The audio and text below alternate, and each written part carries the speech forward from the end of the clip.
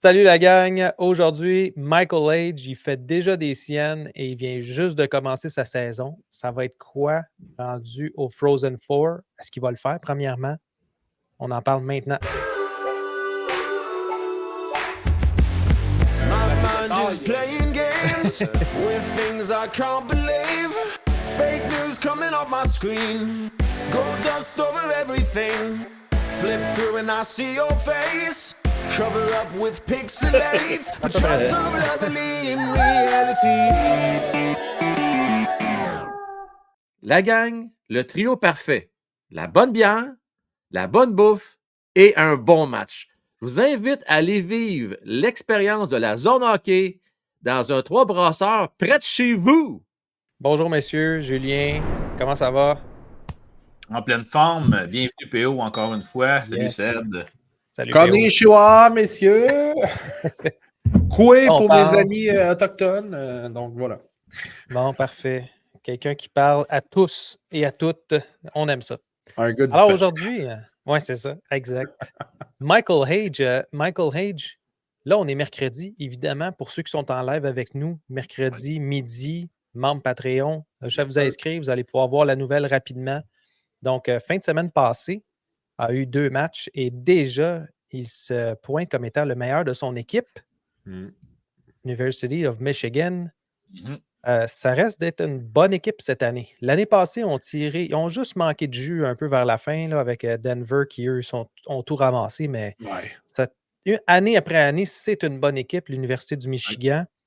Puis cette année, ça ne fait pas exception. 3, 4, 5, 6, 7 joueurs qui sont repêchés déjà, qui sont avec eux. Peut-être un petit peu au niveau des gardiens de but, ça va être un petit peu plus difficile, mais Corpy, déjà, on va s'entendre, la moyenne de 960 risque de changer. Là, mais accorder seulement un but. Alors, Michael Edge est bien entouré, mais c'est quand même lui le meilleur. Qu'est-ce qui se passe avec lui? C'est-tu normal, ce qu'on voit là? Je veux starter avec un fun fact.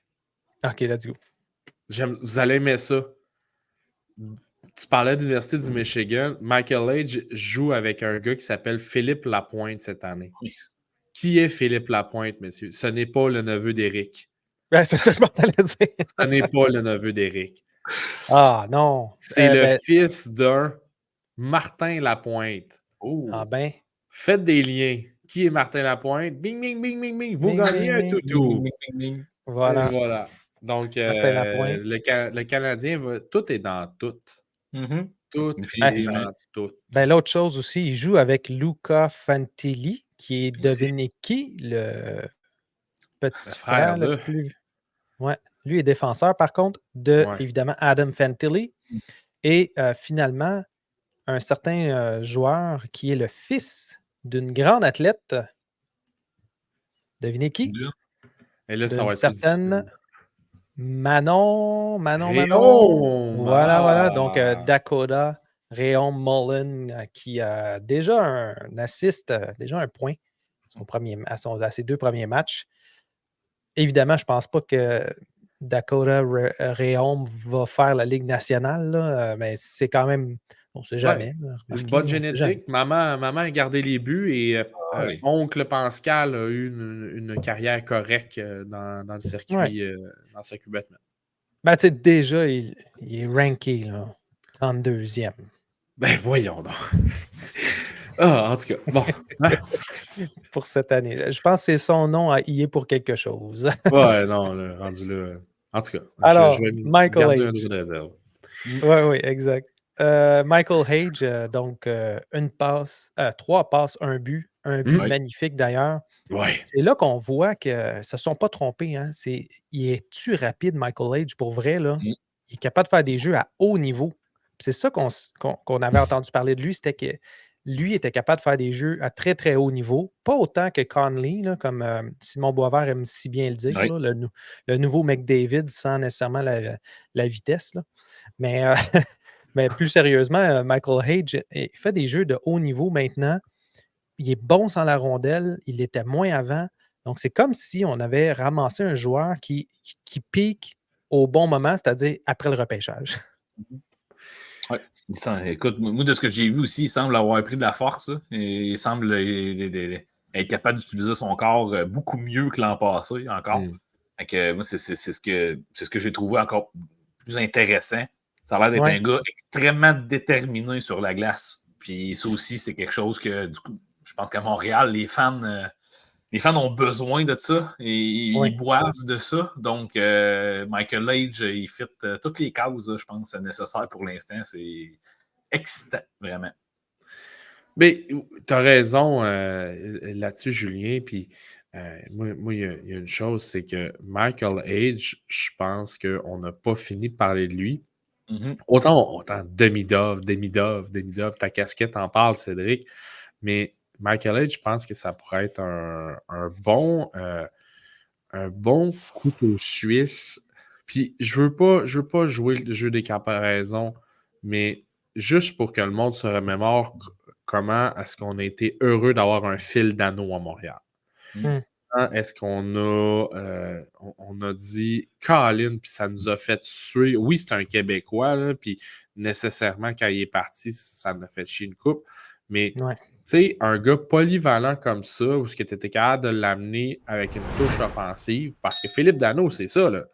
Il y avait une touche offensive, mais quand tu lui demandais d'avoir son rôle défensif, ben, tabarnouche, c'était probablement un des meilleurs dans la ligue pour le faire.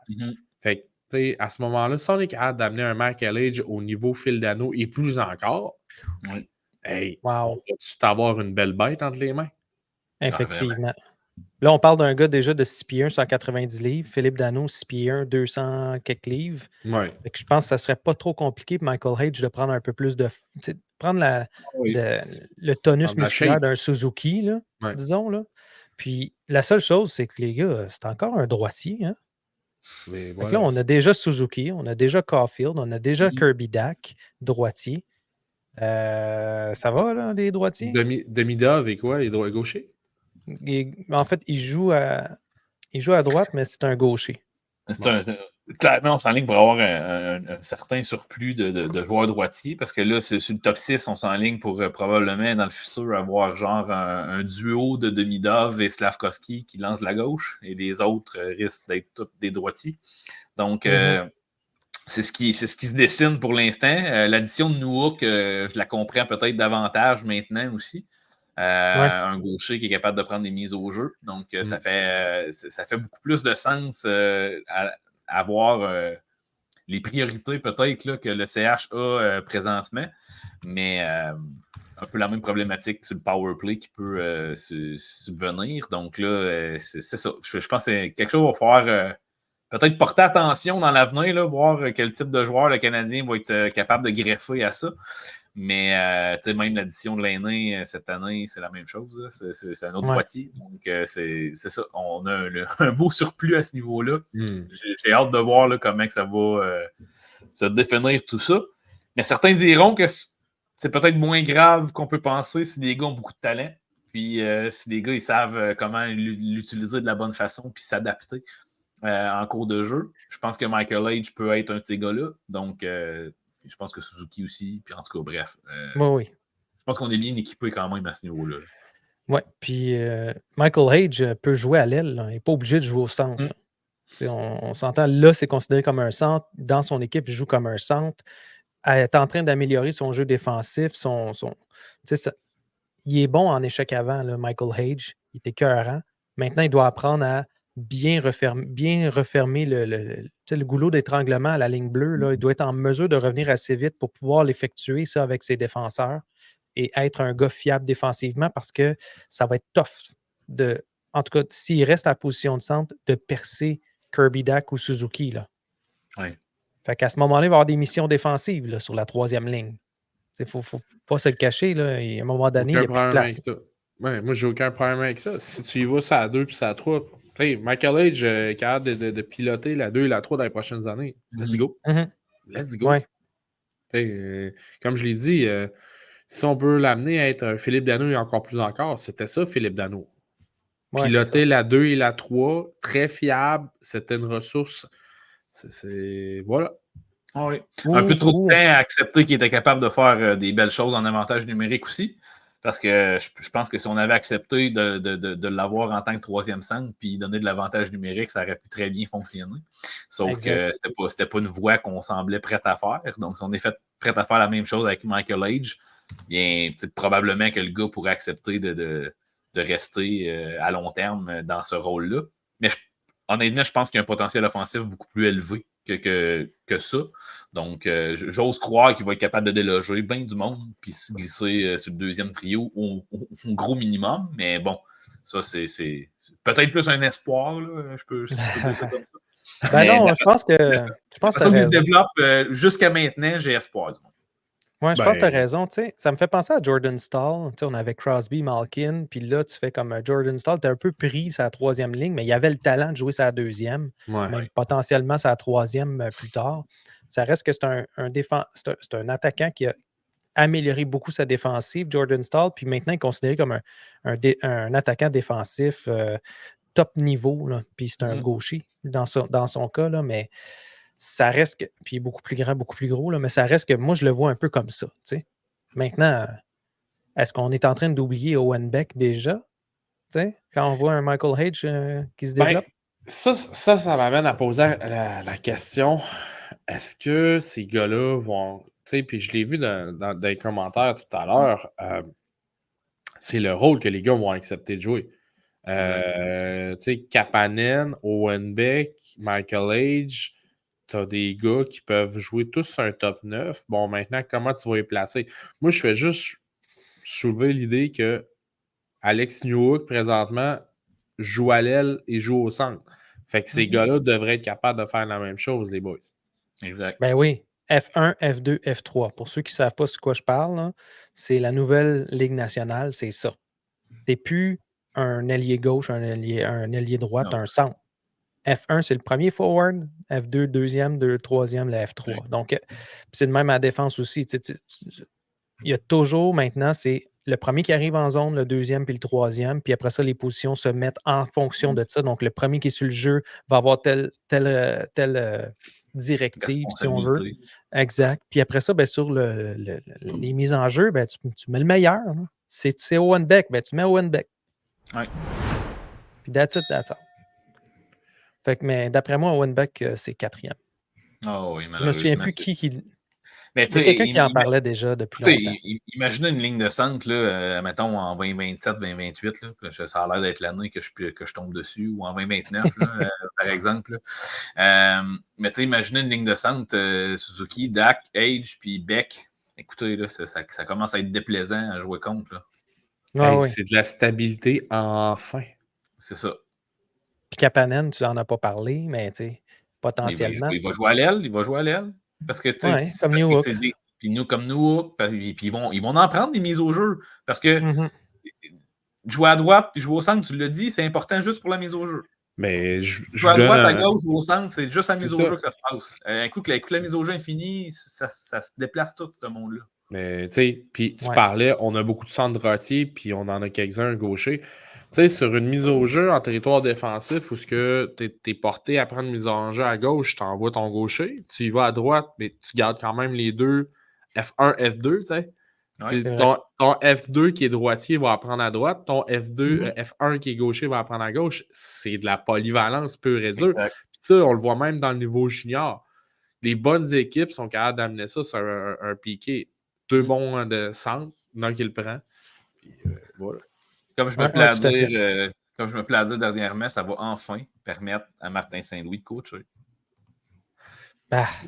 Maudit bon c'est juste ça qu'on attend. C'est juste ça qu'on attend. Puis un autre gars qui pousse aussi, qui potentiellement pourrait se ramasser, un certain Atos Koivu, et aussi un centre droitier. Il va surprendre définitivement. Pas tout de suite, là, on s'entend. Il y a déjà congestion. On le voit déjà avec les Engstrom, ça a pris 1 an de plus avant qu'ils viennent. Kapanen aurait pu venir l'année passée aussi, mais il ne pouvait pas contractuellement. C'est fidèle à lui-même puis à ce qu'il nous a dit en entrevue. Mikko Koivu qui arrive à 23, 24 ans, je dirais pas non là-dessus. Oh yes, exactement. C'est vrai que Mikko est arrivé tard. Mais oui. Pourquoi pas? Il y avait quel âge quand il est arrivé? On parle d'un gars un petit peu plus grand, un petit peu plus gros, mais il y avait... Mais tu sais, Atos se compare beaucoup plus à son oncle qu'à son père, hein, by the way, lorsqu'on lit. Non, t'as très bien dit, Julien. Là. C'est une belle comparatif. Fait que moi, on peut. Mais, hey, il y a une chose que je tiens à vous rappeler, messieurs. On va retourner sur Michael Age. C'est que depuis longtemps, on disait, bon, encore une autre année de misère. Mais là, on commence à dire, hey, ça va être le fun. J'ai déjà hâte de voir la saison XYZ. Fait que moi, je me dis, tabarnouche, autant comme je vois grandir mes enfants, autant quand je vais voir grandir le Canadien de Montréal, c'est hot, là. C'est vraiment cool de voir ça aller. Oui. Oui. Pour une fois, on a de l'espoir. Ça, c'est vraiment tout ce qu'on demandait, en fait, d'avoir un vrai espoir. En fait, c'est que faute de gagner, il y a quand même quelque chose de stimulant qui se produit. Je pense qu'on était quoi? On était quoi? 20 ans à être nourris d'eau et d'espoir, de move à date limite des transactions, de ça pour survivre en série. Fait que, je pense que Carey Price a camouflé bien des choses pour plusieurs saisons, mais on était toujours une équipe de mix, gars. Je pourrais utiliser l'expression de mix et non des contenders. Là. Malheureusement, il y a 2014, Julien. Il y a 2014. C'est la seule année. Puis là, on va tous se rappeler du. Excusez-moi de le dire comme ça, là, mais du move d'enfant de chienne de Chris Kreider qui est venu scraper tous les espérances. Les rêves, oui. Mais ça reste ça. C'est la seule dernière année, je te dirais, que le Canada. Oui, 2021, mais 2021. Autant j'étais sur le bout de mon siège et je courais partout tel un enfant à Noël. 2013-2014, c'est l'année où le Canadien de Montréal était vraiment. Oui, c'est la vraie année. Une coche, oui. Il était en avance sur beaucoup d'équipes. Oui, effectivement. Donc là-dessus, prochain joueur qu'on risque de jaser.